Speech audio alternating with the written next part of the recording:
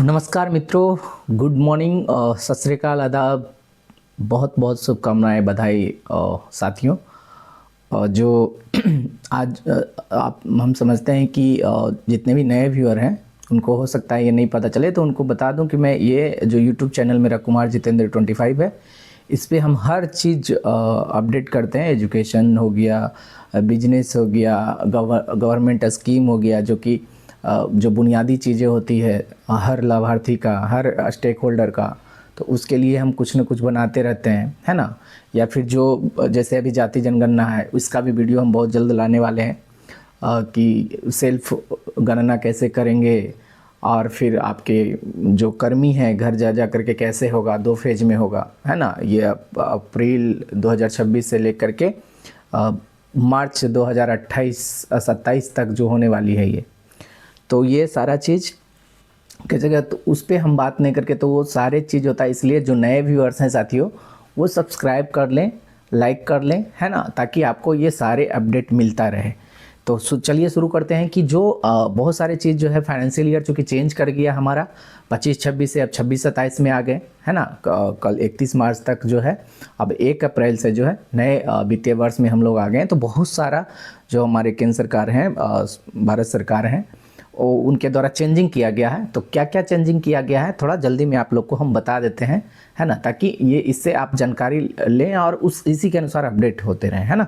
Update होना बहुत ज़रूरी है साथियों। सबसे पहला तो आपका इनकम टैक्स पे क्या असर पड़ेगा। तो इनकम टैक्स ये सारा चीज़ कब से चेंज होगा, 1 अप्रैल से, है ना, 1 अप्रैल से। तो ये कब जो टैक्स जो एक्ट था, इनकम टैक्स एक्ट 2025 लागू होने जा रहा है, ठीक है। पहले क्या था, इसके पहले 1961 का जो टैक्स था अभी तक वही आता रहा है, इसलिए पुराने आयकर अधिनियम को निरस्त कर करके ये नया गया है। और इसमें एक बात है साथियों कि गैर ऑडिट करदाताओं के लिए जो है ITR 3 और 4 का जो फॉर्म होता है दाखिल खारिज करने का, वो 31 अगस्त तक कर दिया गया है। तो आप लोग के लिए ये महत्वपूर्ण जानकारी था। दूसरा हम आते हैं टेक होम सैलरी, मतलब कि मजदूरी सैलरी, जो नौकरशाही है या फिर जो लेबर ग्रेड का है, उनका मजदूरी का एक सीमांकन होता है, वो क्या होगा 1 अप्रैल 2026 से, है ना। तो लेबर को कोड पूरे देश में प्रभावी हो रहा है नया जो है, जिसके तहत आपकी बेसिक सैलरी जो है ना 50% रखना ज़रूरी है। ऐसे में PF का कंट्रीब्यूशन बढ़ सकता है और आपकी टेक होम सैलरी कम हो सकती है। मतलब कि जो आपका PF जो कटता था वो बढ़ेगा, वो सरकार के खाता में जाएगा और उससे आपको भविष्य में फ़ायदा भी होगा। लेकिन उससे ड्रॉबैक इसका क्या है कि आपका जो हैंड में आता था, इन हैंड सैलरी आता था, वो घटने का उम्मीद है साथियों। क्योंकि ये तो वाइस वर्सा है ना, कि बढ़ेगा तो घटेगा ही, है ना, एक चीज़ बढ़ेगा दूसरा घटेगा ही। फास्टैग का क्या है, फास्टैग को वार्षिक पास के लिए 3,000 रुपये के बजाय अब 3,075 रुपये भुगतान करना होगा। तो 75 रुपया बढ़ा दिया गया है। इससे किसी भी जो करते थे फास्टैग में साल भर का 200 मिलता था, है ना, 200 बार आप आर पार कर सकते हैं, उसमें 15 रुपया करके ही लगता था, जो कि बहुत अच्छा सुविधा था। लेकिन उसमें 75 रुपया की बढ़ोतरी की गई है भारत सरकार के द्वारा। अब टोल प्लाजा पर क्या हो, कैश से भुगतान की सुविधा खत्म कर दी गई है। ये बहुत ही ये है मतलब कि समझिए कि बहुत ये निगेटिव चीज़ है कि अब प्लाजा जो है कैश नहीं लिया जाएगा। आपको अनिवार्य रूप से फास्टैग, UPI या QR कोड के जरिए ही डिजिटल पेमेंट करना होगा। इसलिए कर रहा है साथियों क्योंकि हो सकता है कि कैश का जो लेन देन में उनको थोड़ा सा हिसाब किताब रखने में दिक्कत हो रहा होगा।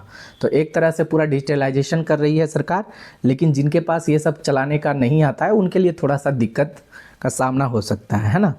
टिकट कैंसिलेशन ये ही एक है, इस पे भी चेंजिंग आया है 1 अप्रैल से। टिकट कैंसिलेशन क्या है, मतलब कि अब जो है भारतीय रेलवे ने टिकट रद्द करने के नियम को अपडेट किया। क्या अपडेट किया आपको मैं बताता हूँ।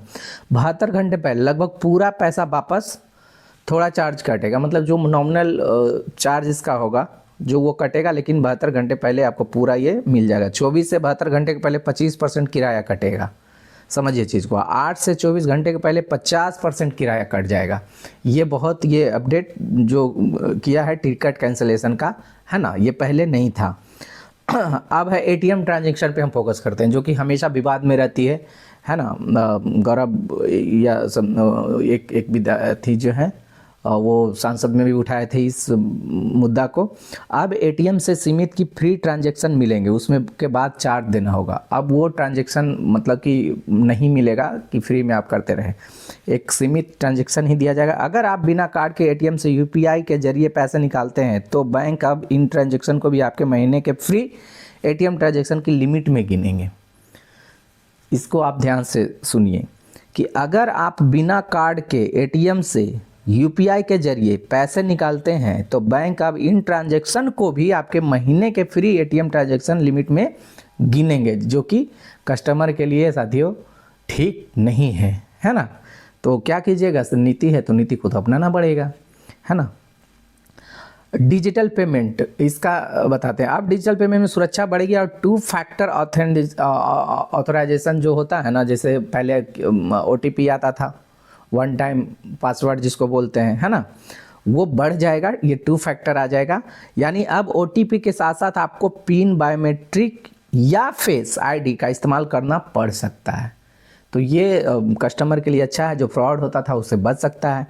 फिर सॉवरेन गोल्ड बॉन्ड जो है साथियों कि क्या बोलते हैं उसको, गोल्ड बॉन्ड शेयर पर अब जो है 12.5% टैक्स कटेगा, है ना। हालांकि आरबीआई से सीधे खरीदे गए बॉन्ड को मैच्योरिटी तक रखने की टैक्स छूट मिलती रहेगी, ठीक है। तो ये तो है, लेकिन अगर डायरेक्ट हम शेयर से लेते हैं तो उस पर 12.5% टैक्स लगेगा। क्रेडिट स्कोर अपडेट मतलब कि आरबीआई के नए नियम के अनुसार अब बैंकों को हर हफ्ते लोन से जुड़ी जानकारी अपडेट करनी होगी।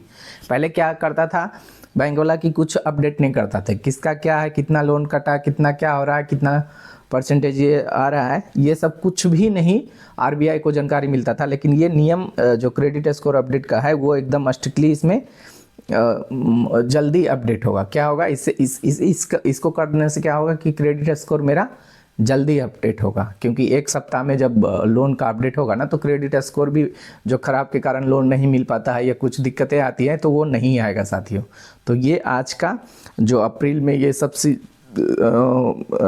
अति हुआ है, तो वो सारा चीज़ आपको समझिए कि अपडेट आपको मिल ही गया होगा। हम समझते हैं ये वीडियो अच्छा लगा होगा। अगर अच्छा लगा होगा तो साथियों लाइक, सब्सक्राइब और शेयर करना नहीं भूलेंगे। और जो नए मेरा जो व्यूअर हैं, जो श्रोता हैं, वो निश्चित रूप से सब्सक्राइब कर लेंगे। So thank you so much. जय हिंद, जय भारत, राधे राधे।